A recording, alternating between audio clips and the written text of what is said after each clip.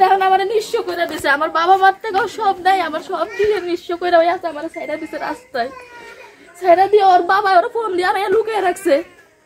ওর বাবা তো একটা খারাপ শয়তান, ওর বাবা এই সরকারি চাকরির পিছনে ছেলে দিয়ে ব্যবসা করায়,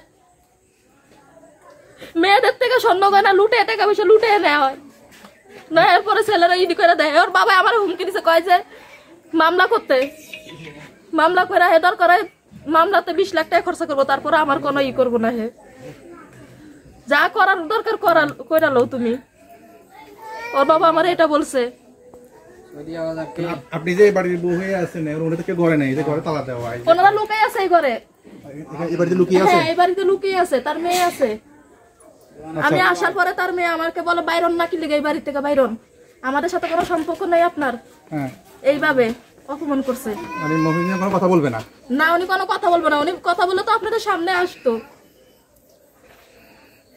উনি আমাকে বলছে মামলা করতে, দরকার ওখানে 20 লাখ টাকা খরচা করবে। তো উনি এই সরকারি চাকরির পিছনে উনি বাহাদুরি দেখায়, সরকারি চাকরির বাহাদুরি দেখায়। আমি প্রধানমন্ত্রীর কাছে এটা ই করে জানাই যে এরকম যারা সরকারি চাকরি করে এরকম বলা দিয়ে ব্যবসা করায়, তো হ্যাঁ নারী সরকার আমাকে নারী দিছে, তো কোন জায়গা দিয়ে আমি তো নারীর কোনো ই পাইতেছি না। আপনি কি চাচ্ছেন বলেন? আমি তাদের বিচার চাই, আমি প্রধানমন্ত্রীর কাছে তাদের বিচার জানাই, আজ করি আমি তার কাছে। প্রিয় কবির উপজেলাবাসী, আপনারা তখন শুনলেন এবং দেখলেন একজন নারীর আহাজারি, বরের বাড়িতে তিনি অনশন করছেন এবং তিনি আত্মহত্যার হুমকি দিচ্ছেন। যদি ওনার স্বামী ওনাকে গ্রহণ না করে, শ্বশুর যদি একটা ফয়সালা না করে, উনি আত্মহত্যার সিদ্ধান্ত নিয়েছেন এবং উনি গণপ্রজাতন্ত্রী বাংলার সরকারের কাছে বিচার দাবি জানাচ্ছেন। সবাইকে ধন্যবাদ।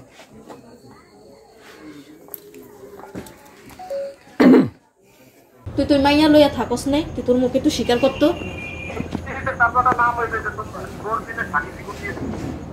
আচ্ছা তুই একটু স্বীকার করতো যে তুই মাইয়া লইয়া থাকস নাই, তুই ওই ফলানির মাইয়া লইয়া আমার চোখের সামনে থাকস নাই।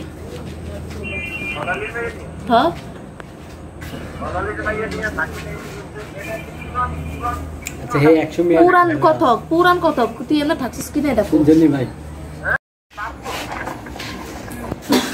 আমার জীবন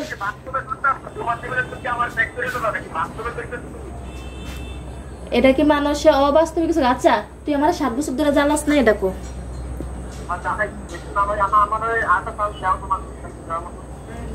আর কয়বার চাল দিমু? 1 ফিট 2 ফিট 3 ফিট দিছি, তুই লাস্ট আমার কোরআন শরীফ ধরাইছিলি কি লিগে যে গর্ত বাইরে যাও? তখনই না আমি গর্ত বাইরে গেছি, তুই আমার কোরআন ধরাইছিলি, তুই আমার কোরআন ধরাইছিলি না লাস্টে? তুই আমার কোরআন ধরাইছিলি না যে তুমি কোরআন ধরে কো বাইরে যাও, আমার বাসার থেকে বাইরে যাবা কইছিলি না? হ্যাঁ কিছু বুঝছেন?